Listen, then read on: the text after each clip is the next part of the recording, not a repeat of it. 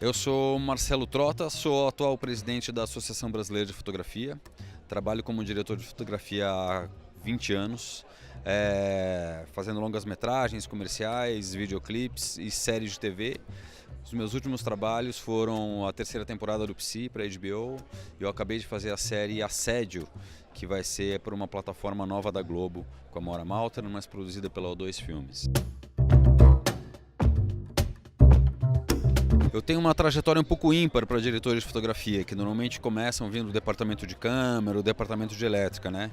Eu estudava na ECA, na USP aqui, comunicações, e aí eles fizeram um anúncio que era uma empresa nova que iam abrir, estavam recrutando novas pessoas.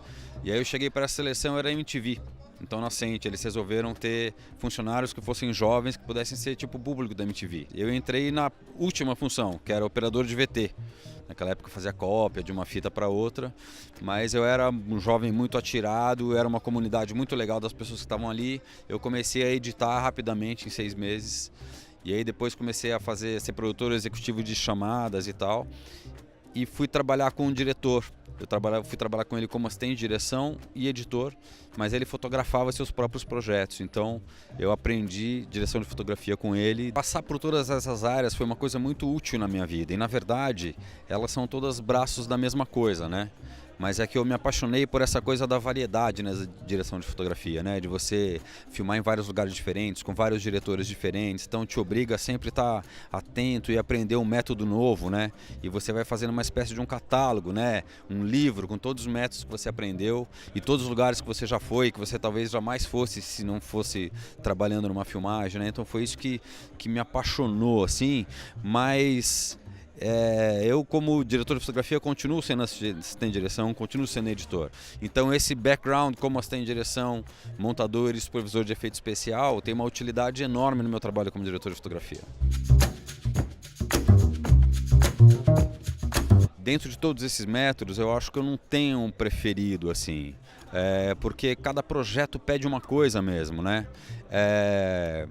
Então, às vezes, mesmo como eu tenho que abrir mão um pouco de certas coisas que eu gostaria de fazer de um jeito e tenho que fazer de outro, como, por exemplo, quando eu quero, sei lá, fazer uma luz mais marcada, mais recortada, e o diretor precisa que os atores fiquem mais livres e tal, é um diálogo, né? E também me dá prazer. E quando isso não acontece, quando o diretor me pede para fazer uma luz mais bafão, para ter liberdade, e a coisa com o ator não acontece, eu vou lá e proponho, eu falo, então vamos tentar outro jeito, então vamos fazer...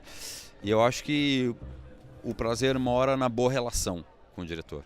E uma coisa que eu acho muito importante é que os chefes de equipe numa filmagem têm que ter carisma. A equipe tem que olhar para eles e falar, eu vou seguir esse cara, que esse cara ele sabe o que está fazendo, ele está com brilho no olho, ele tá indo, né? E o mesmo serve para a relação com o diretor de arte, com o assistente de direção, né? A gente tem conflitos, porque tem conflitos de procedimento, né? O assistente de direção precisa que eu corra mais e eu estou olhando para aquela cena e falo, essa cena aqui eu tenho que fazer com mais calma, né? Então, quando a gente vai lidar com essas tensões de vetores puxando para lados diferentes, acho que a coisa mais importante é a gente envolver isso, embalar isso com parceria e com essa coisa de carisma um com os outros, né? Tem pessoas que não são assim, que elas ficarem mandando e tal, mas de um jeito meio blasé, assim, que as pessoas aí ficam numa relação de poder, né? Então, quando você tem carisma, tem uma boa relação, tem um partido de estar todo mundo junto fazendo uma história ser o melhor possível, você quebra a relação de poder, quebra a hierarquia, e aí o processo fica mais prazeroso e isso imprime no resultado final. A gambiarra faz parte do cinema, né? Mas essa semana mesmo, sou diretor de fotografia há 20 anos, já estou há 27 anos nesse mercado e vi uma coisa que eu nunca tinha visto.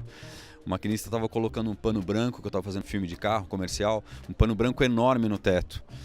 E aí o último lado faltava esticar e não tinha ilhós no pano. Eu falei, como é que ele vai fazer? Aí ele queria 10 bolinhas de ping-pong. Aí ele pegava a bolinha de ping-pong e envolvia num pedaço do pano assim, e aí colocava um arame e prendia, fazia uma espécie de uma trouxinha, que ele conseguia fazer vários pontos para puxar e esticar esse pano sem ter ilhós, né? Que eu achei uma solução muito interessante, que ele aprendeu em algum lugar e muito funcional, né?